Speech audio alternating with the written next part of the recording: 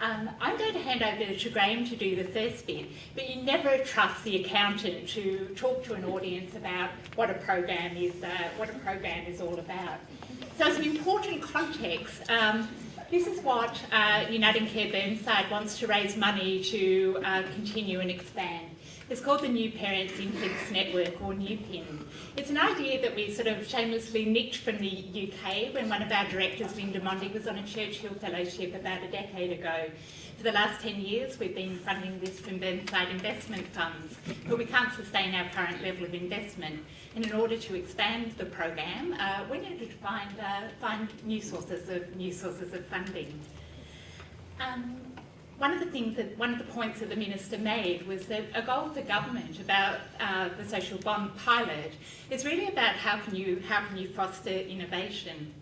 One of the reasons that NewPin is quite different, NewPin is a program that aims at family restoration, preservation, and helping families and children avoid risk of harm.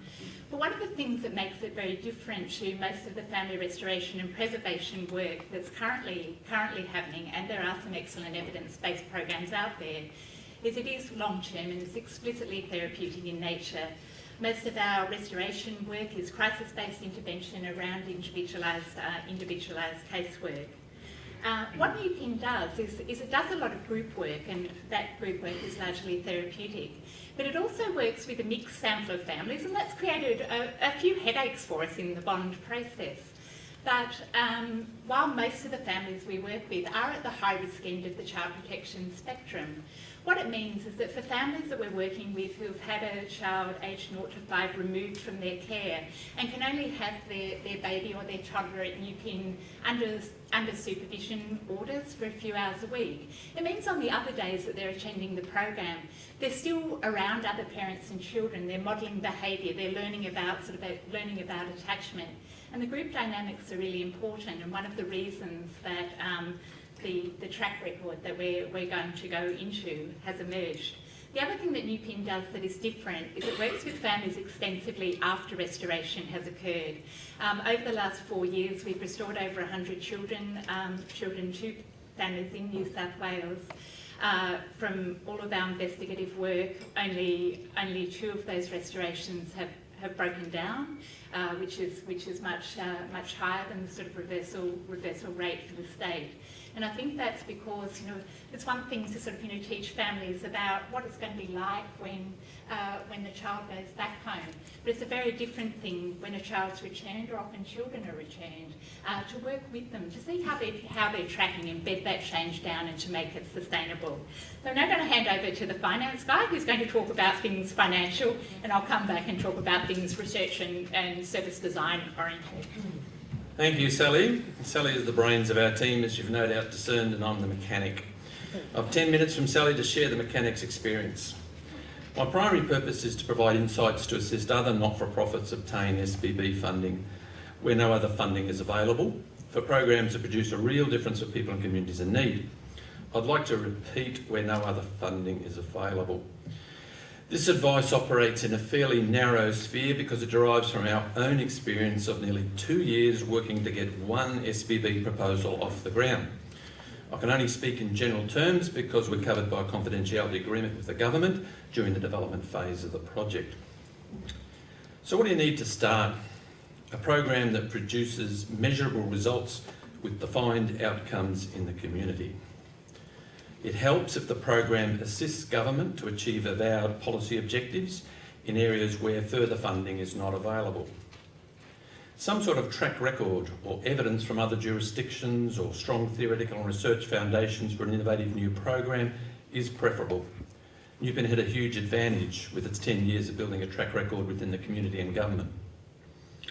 An organisational reputation for success in the field in which you wish to operate is a distinct advantage. Burnside's 101 years of experience is not necessary. Capable operational management who can cope with the challenges of working with payment for performance is essential.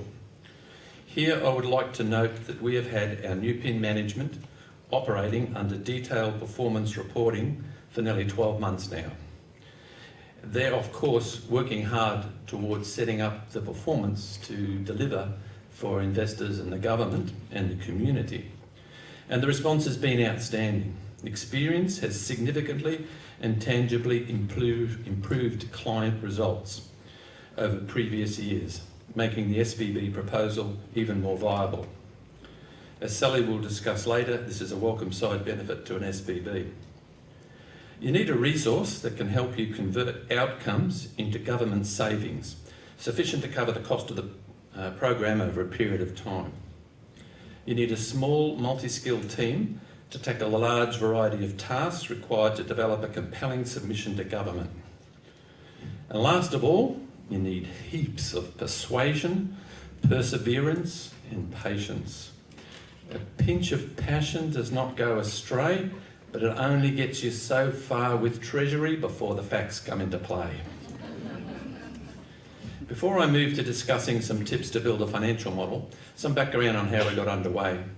Our project started in 2010 when Cheryl Curnow from CSI dropped in on Jane Woodruff, our CIO at the time, to speak with Jane about a project they were doing for New South Wales Government to test the viability of SBBs.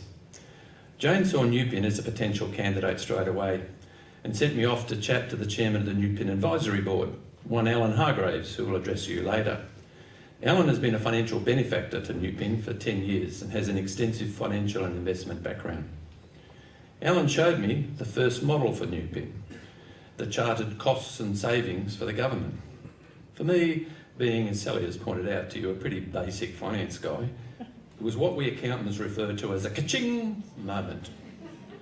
0 to 5-year-old children reunited with their families and helping the government avoid 10 to 16 years of out-of-home care costs, which in those halcyon days before outsourcing contracts was over $40,000 per year.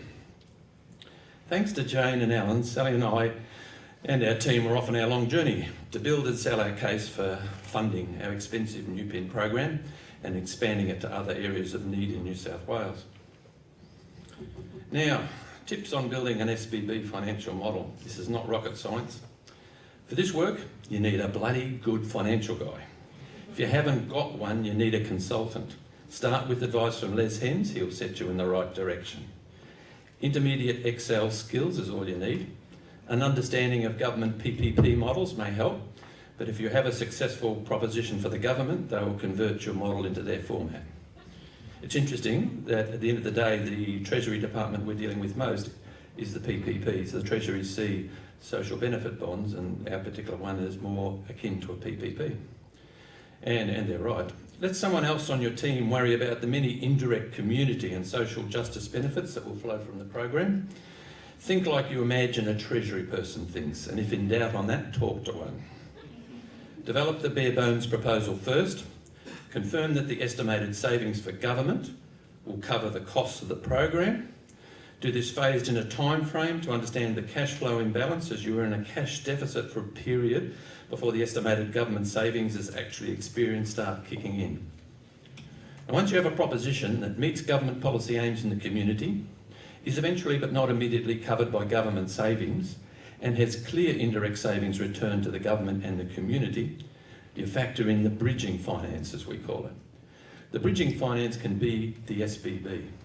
Believe me, if there is a simpler way of funding this period, take my advice and go for it. The SBB is the most expensive and complicated way to do it.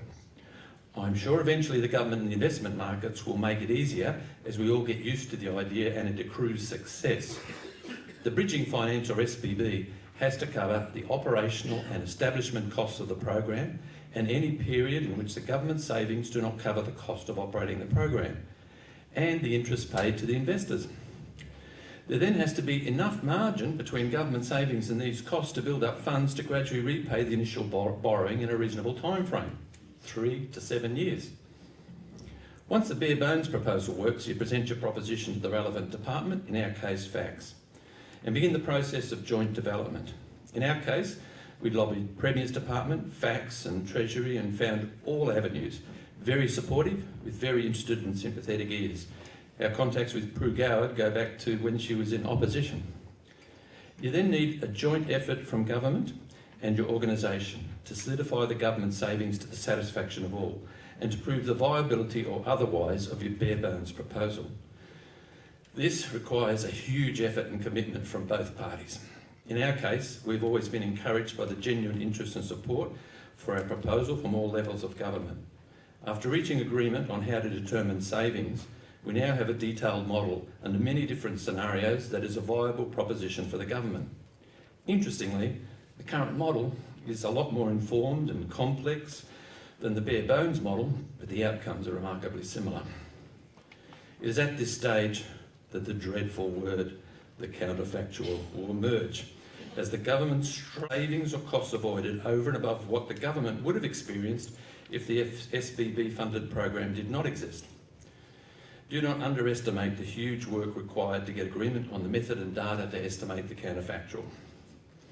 All this work leads to a contract between the service provider and the government. In the contract, the service provider receives payments from the government based on defined events that initiate savings to the government that are recognised now or in the future discounted.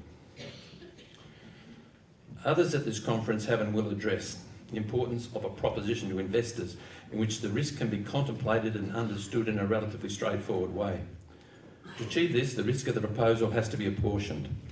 The government is very keen to ensure it is paying out of real savings. This can create a very complex and relatively volatile counterfactual that is very difficult for the investor to appreciate. This means the government and the service provider need to consider accepting risk in the proposal that they can much better assess and value than can an investor. Your selection early in the piece of your social finance advisor partner is very important, as they need to provide feedback all along the way once the program has been established as viable as to what is saleable to the investor market. No one on our team underestimates the challenging task to sell our proposition to the market. In this, we're working very closely with Social Ventures Australia, a fellow not-for-profit organisation. We look forward to assisting them achieve this pioneering sell job. People who can help you. People, and not organisations, processes, systems, nor sensationally professional submissions are the key to getting projects like this off the ground at the moment. We've been very fortunate to have the understanding, sympathy and support of a number of key people in the process. From our experience, the following helps. Ministerial support. We've had consistent support from the key ministers and the Premier. This filters down and makes life easier for the government officials who need to apply many resources and do hard yards with you. You'll need a project facilitator in government. Life is so much easier if you're able to secure a key person in government who can help advise you through the government maze and give you feedback and advice as you develop the proposal. We've been very fortunate to have such a person, experienced in the ways and intricacies of both the mysterious facts and the even more mysterious Treasury. The department that makes the savings, facts in our case, the government established a working group under the development phase of this project, bringing together facts, Treasury and the service provider. This allocated facts staff to our project, who have been very supportive and helpful in developing a proposal that will be viable for them and help them achieve lower numbers of children in out-of-home care. Treasury, the advice and Treasury support from Treasury in my 40 years of experience has been most outstanding. Their understanding of our program and its community objectives, as well as their unwavering commitment to ensuring that the government is not disadvantaged in any way, shape or form by the proposal, has been balanced and communicated very well. A damn good internal team is needed, willing to work beyond the norm and backed by expert advisors. Pro bono if you can get them, as the pre-SBB investment in executive time is considerable, as you've probably worked out by now. Every once in a while I run into someone who throws at me the classic social benefit bond model, or variants of it. I just like to deal with it quickly because there is no such thing, of course. I can assure you that we're not slavishly following a lone example from the UK or the US. Their experiences are very interesting and inform us, but no one has done an SBB in our area, and we in the government are developing a proposal that will suit our particular opportunity. I suggest you do the same and keep thinking outside the box. There are no rules for this area yet. We're all making them as we go. Last thoughts. Now, remember what I said earlier. If there's a simpler way of funding your project, go for it. If you're going to embark on this journey, remember the 3 Ps: persuasion, perseverance and patience, with just a pinch of passion. We all need to be a little patient. We need to choose well the projects that go forward, and they need to succeed for government and the investors. Then the government and the industry need to facilitate a process that enables NFPs that follow us to develop their proposals more quickly and efficiently. It's a joint process with government. I'll now hand over to Sally, who will have more to say about this, along with matters of practice and research.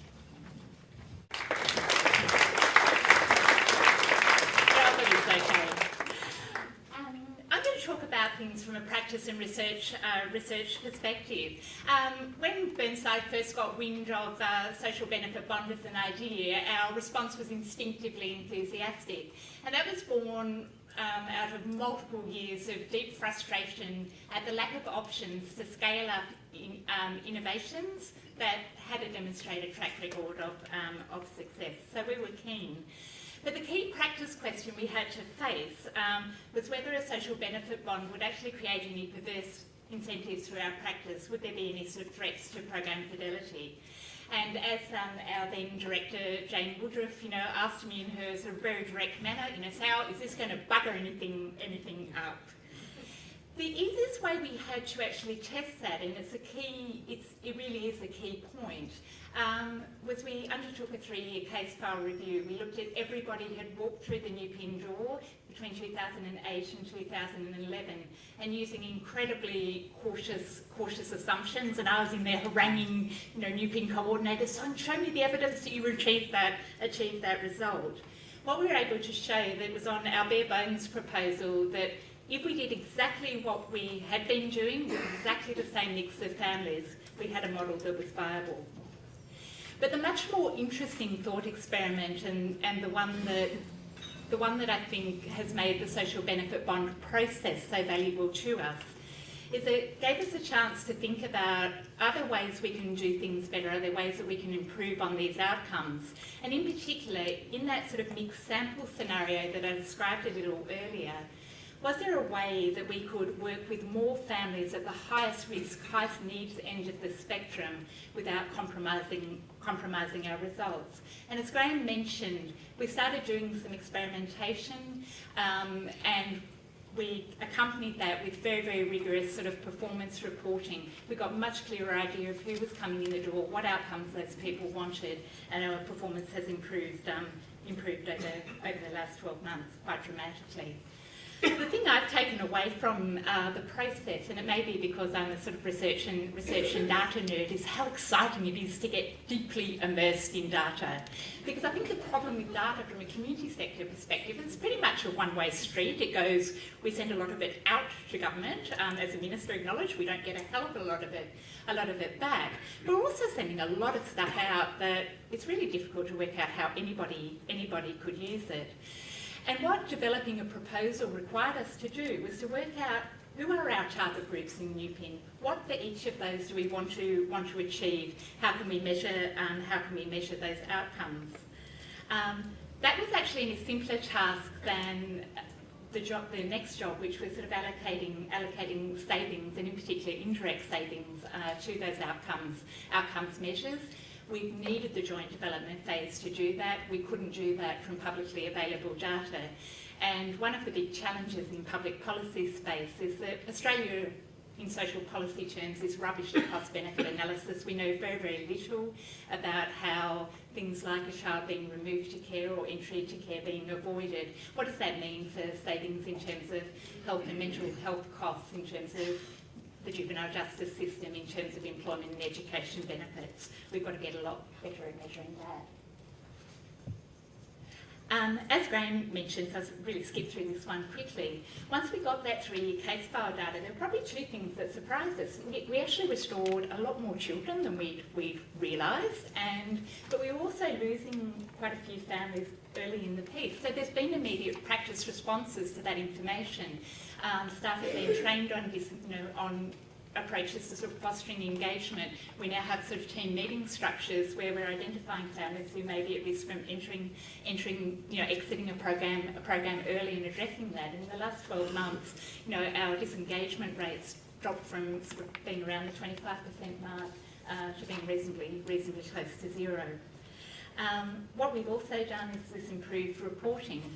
But I guess one of the questions that the chair about, we've been doing quite a lot of rounds of boards and finance committees presenting on where the social bond proposal is going, and I was talking about how we've actually defined NewPin quite explicitly in restoration terms. That's the main thing this program does for the majority of families. That's the result that it delivers. And our chairperson said, well, how did you used to describe NewPin's work? And I said, well, we were breaking cycles of intergenerational disadvantage, and that's a really, really hard creature to measure. So what it's meant is that when we're talking to referral bodies like community services, if you go in and say, look, we're really good at restoration over the last 4 years, we've restored this many children, it gives them a sort of very different feel for what you do than if you say, we break cycles of intergenerational disadvantage. And that's not to say that objective doesn't remain the overarching rationale for the program. In terms of questions that the community sector often asks of us is this something that's going to lead to cherry picking? Will a social benefit bond mean that you pick easy families to work with because you want to achieve results and are going to be accountable for that? I think there's an intriguing incentive in all of these, and this is where this counterfactual creature kicks in that we only save the government money if we're producing results that are better than what would occur if NewPin wasn't in the picture. And what that means is that the children who are most likely to be restored are ones that in the sort of first 3 months of being removed to care. Many of those are emergency placements. They're not the group that NewPin is designed to work with. Often those children go home, in a couple of weeks or a couple of months. And so if we work with harder cases, then the restoration rates we're being compared to will actually be lower. And it's really important to say that nothing's actually changed about our values. I mean, we still want to work with those most in need. That's where we want to target our energies. But what we've gained from this process is a much greater understanding and transparency about which families working with are most in need. This has been covered by so many other speakers. I'll just skip it. Probably one of the other questions that the sector throws up repeatedly is about the capacity for a social benefit bond to foster innovation, and whether organisations that aren't quite large creatures like UnitingCare Benevolent Society and Mission Australia can play in that space. My frank view would be that at the moment it would be quite difficult in terms of the difficulty that small providers have in pulling together teams with sort of finance expertise, research expertise, details of operational management. So I think what the challenge going forward is how do we sort of make the data available, build capacity in the sector to understand what you need to do to build a bond or a proposal, what sort of innovation seed funding is going to be available so people can road test ideas, but road test them with a rigour that is lacking in every application that frequently I write for money for a pilot scheme. I want government to ask us who we're targeting this to, what outcomes we're aiming to achieve, how we're going to measure it, how we're going to implement, and how we're going to monitor.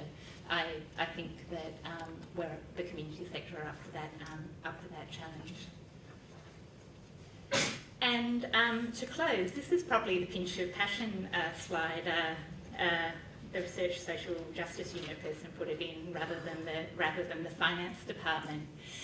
But we had a really interesting meeting with our partners from Social Ventures Australia last week to talk about what happens when you start moving into the investment market. How do you actually approach selling something like out-of-home care and restoration and family preservation work and counterfactuals in a way that's attractive to an investment community? And one of the things that's very intriguing about the child protection space when you're doing advocacy work is that it's extremely easy to engender deep community concern and deep sympathy for children who experience abuse or neglect or who are at risk of harm. It's equally easy to generate absolute contempt and loathing of their parents. And what what can often come back is, well, actually, maybe these children are not, rather than NewPin sort of, trying to get different outcomes for them, wouldn't they be better off in foster care? And for some children, that's absolutely the case. But as the Minister was saying, the international and national evidence on outcomes for children who live in out-of-home care are actually extremely poor, and our sector's got to get a lot better in that space. One of the most amazing, I've worked for Burnside for 5 years now, one of my sort of, favourite hours in that work was receiving a call from Federal Minister Jenny Macklin's office to say that the Minister had just gone into Parliament and made a personal statement about the NewPin program and about Burnside. That morning, Minister Macklin had been at a breakfast where one of our first Aboriginal mothers who had done the NewPin program spoke. And they're her words at the bottom. If you've not been taught how to love and be loved, how can you teach it or show it? So when there's mums who've grown up being abused and neglected, or dads who have just been surrounded by domestic violence, when they have children of their own, how in the hell do we expect them to know what to do? How do we expect them to become attached to provide safe, nurturing environments? That was NewPin's about, teaching skills to people who've never had that exposure to skills from anyone else. What the track record demonstrates is that it's working. So the reason that we're so excited about this pilot is not only does it make us demonstrate to all of you, to an investment community, to government, that change for those parents is possible, but it also highlights the need for much more effective early intervention and prevention work. That's why this pilot matters so much. Yeah, it's hard. Yeah, it's complex. Yeah, if there's an easier option out there, go for your life. But getting this one right matters. Thank you.